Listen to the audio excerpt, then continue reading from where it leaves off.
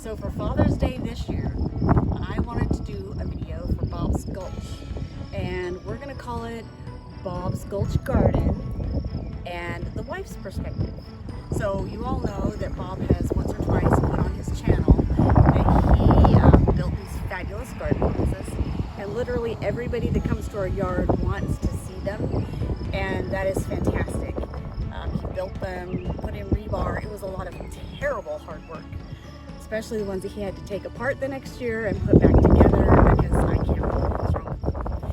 Anyway, I thought maybe it would be fun to give you guys a tour and show you how these garden boxes look when they're growing things, because as you can see with the peas right here, these aren't really normal peas.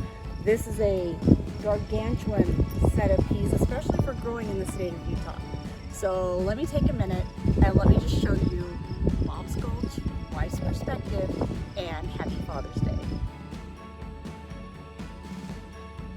All right, let's start here with the, it's all green. I can't say it's a green section. I can't say it's a lettuce section. I can't even say it's a healthy section because I'm describing the whole garden. So let's just tell you what I've got planted here.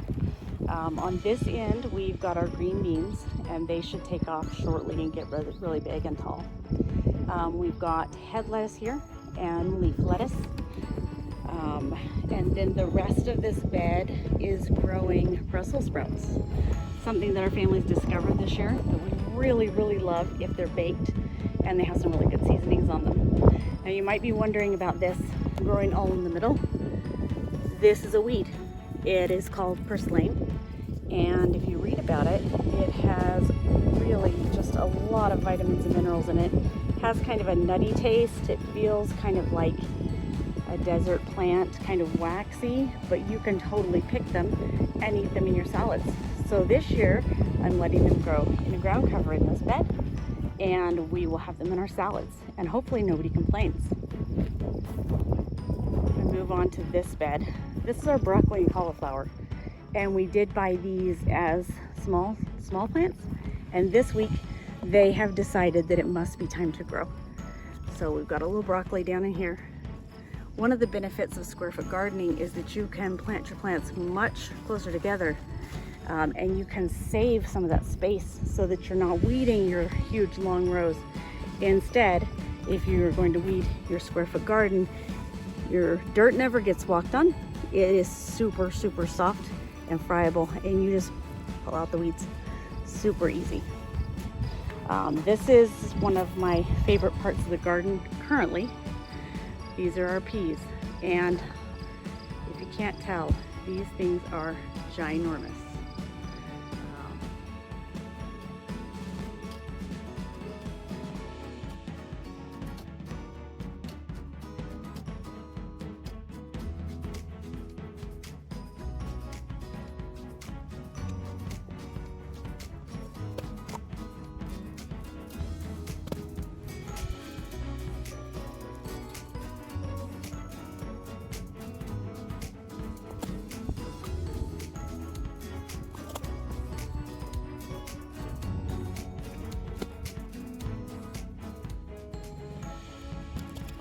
I transplanted the peas from little cups that I had planted inside, brought the baby plants out and planted them in the garden, and now they are really tall.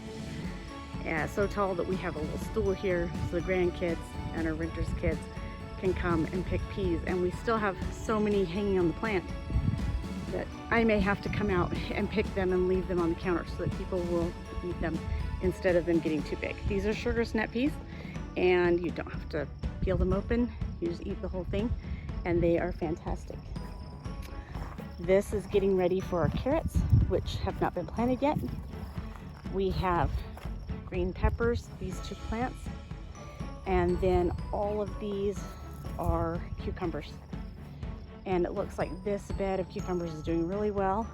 These are some that I bought. They were on sale at the end of the season, and we'll see if they perk up. They just were planted a few days ago. This is yellow squash, and I can tell we've already got some coming down there. And And so hopefully we'll have a lot of yellow squash and zucchini this summer to eat, because we really do like squash and zucchini now that we've learned how to bake it instead of trying to cook it any other way. This is our tomato spot. I went overboard on tomato plants this year, so I may need to get some more tomato cages. It looks like we have 1, 2, 3, 4, 5, 6 plants without cages. But I was excited about tomatoes and fresh tomatoes since so many died in Utah last year. This one is a pumpkin plant and another pumpkin plant, and then we have cantaloupe. I had to stop and remember what I planted there. That one is cantaloupe, and it looks like a lot of space, but since they're really big plants, they're going to need a lot of space once they take off. These are our watermelons, and again, they've got a whole bed all to themselves, and they're going to need it. They're prolific. They will send out leaves and watermelons. They'll be very large. In the past, we have taken anything that's a squash or melon, and I have planted it along this back wall. But the dirt back there is so poor that I have not really had good luck in 3 years of getting much of anything off of it. So this year, I went ahead and gave them a big spot in the garden bed. These are potato beds, and last year was the first year that I ever decided to try growing potatoes, and in the fall when it was ready to gather them up, it was like a treasure hunt for my granddaughters and I to come out and see how many potatoes we could find in the garden. So the plants that are in here now are actually left over from last year, and because I don't know much about planting potatoes, I'm going to assume that there are potatoes growing under those plants. It seems to make sense, but I have a whole bunch more potatoes in the house that are ready to be planted today, and they will go and fill in the rest of these beds. This bed right now has some weeds in it. That is going to be dedicated to asparagus, so that we can have fresh asparagus to pick every year and harvest it ourselves. And the remaining beds out here, we let our renters use, and they grow a wide variety of things in their beds. And it just gives them a spot where they can do their own gardening as well.